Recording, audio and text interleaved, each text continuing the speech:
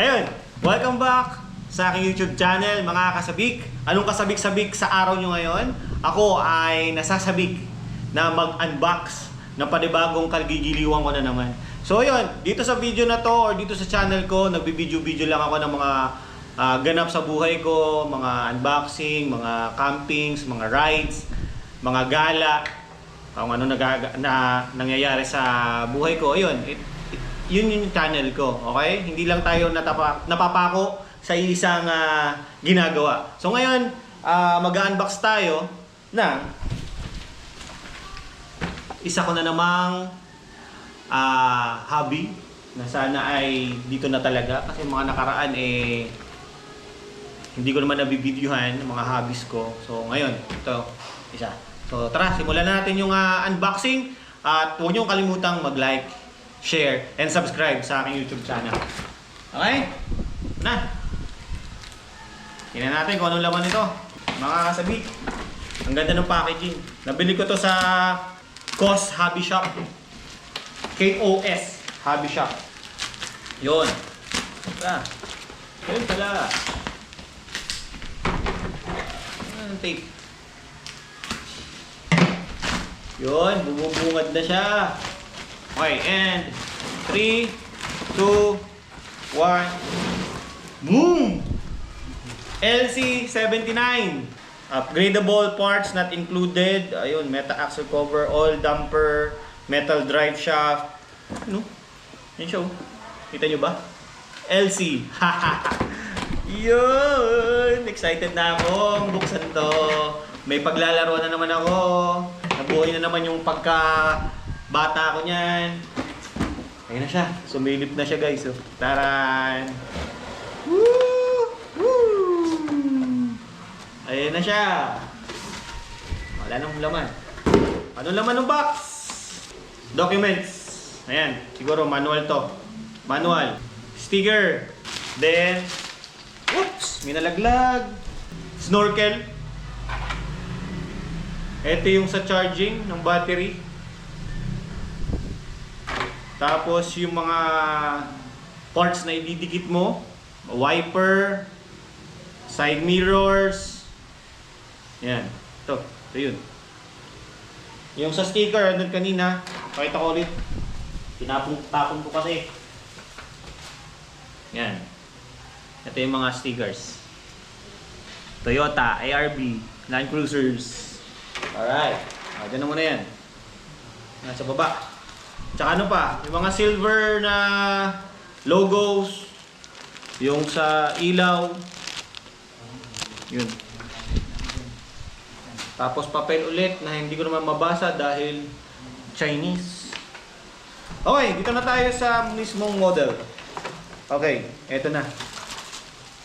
Mamaya pala. Ito muna ang controller. Ito yung controller niya, guys. Laki. Siguro double A to. Oo nga.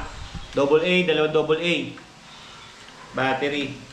First time ko lang magkaroon ng ganitong crawler na truck. Pero dati meron ako mga remote control na drift. Mukha namang okay. Ito naman ay yung trim. 0. Rate. Lights. Channel. Wala. Dalawa lang. Dalawa lang. Ito lang gumagana ito. Tsaka ito.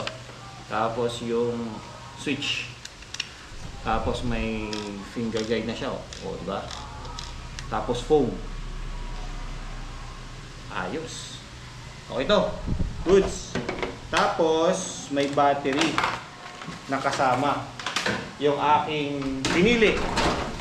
Ito yun. Dalawang extra batteries kaya medyo may cost ng konti. Para may pang palit ako or pang testing kapag nalobat. Ito yung 7.4 Li-ion battery. Hindi ko alam ibig sabihin nun. 18650 or 1,300 milliamperes. Yun lang ang alam ko. Milliamperes. 1,300. Dalawang 1,300. Baka sa loob ng unit meron pa ring battery. So 1,300 din yung sa pang battery. Next is yung mismong model. yung truck na. Okay guys, ito na. Ito na siya. Excited na ako. Daran! Diba? Ang ganda mga bossing! Ayan. Maganda yung may suspension. Suspension man, no? Ganda, oh. Ganda, oh. Kasi ito rin, oh. Oo. May... Yan. May ganun pa. Hala! Diba? Hindi lang nabubuksan yung pinto. Pero maganda siya. Tapos, yung hood niya naaangat. Ayun nga, may isa pang battery. Pangatlong battery or yung stock battery niya na 14500 na 500 milliamperes na 7.4 volts din. Ayan. Alright. Tapos, ito yung switch niya. Okay. Wait lang. Kuha lang ako ng AA battery. Then, i-try na natin kung gumagana. Okay guys. Ito na. May battery na ako. Yung sa mga luma kong Tamiya dati. Yung Let's Go. Alam nyo ba yun yung Let's Go? 4-wheel drives. So, try na natin. Sana gumana. Sana may charge to. Pag wala, bigo. On. May ilaw ba? Ha! May ilaw. Ibig sabihin gumagana. You know. Oh, pairing siya, pairing. Try muna natin. Kabit muna natin tong isa. Yung tires niya medyo matigas. Ayan, matigas. Matigas siya. Ayan. Ganda nung shocks, oh. First time ko magkaroon ng ganito. So try natin kung mawiwili tayo. Upgrade natin kung may pang-upgrade.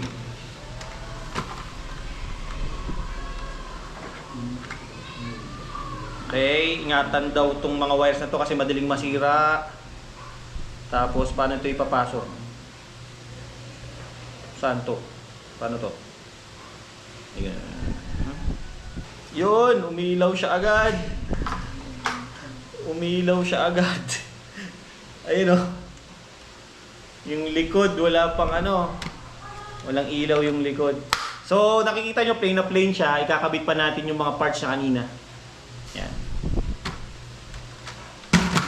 Oh, tumatalon eh. Di ba? Oh. Sige, testing natin. Naka-on na agad siya. Off muna natin. Unahin natin yung controller. On. Ayan, on na. Tapos yung kotse. Yun. Ayos na. Gumaganda na. Gumagalaw na siya. Oh. Tingnan natin kung mas mabilis.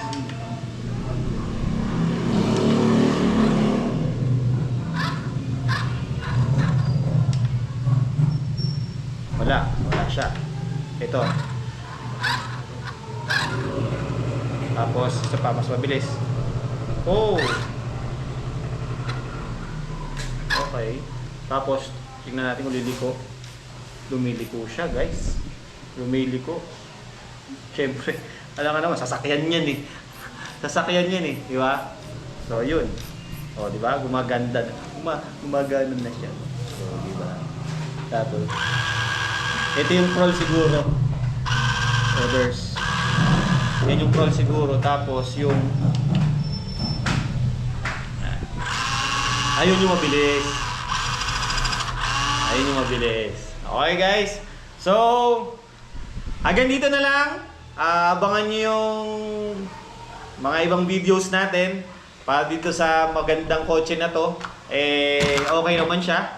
Ako nasatisfy sa looks niya. Maganda yung itsura. Upgrade na lang siguro natin sa mga susunod. Di ba? Yun, hanggang dito na lang. Please like, share, and subscribe para hindi masyadong mahaba yung video. Then, magpo-post na lang ako ng mga susunod na mga videos para dito sa mga reaction ko dito sa unit na to at saka doon sa paggamit natin. Bibitinin ko muna kayo. Maraming salamat sa panonood.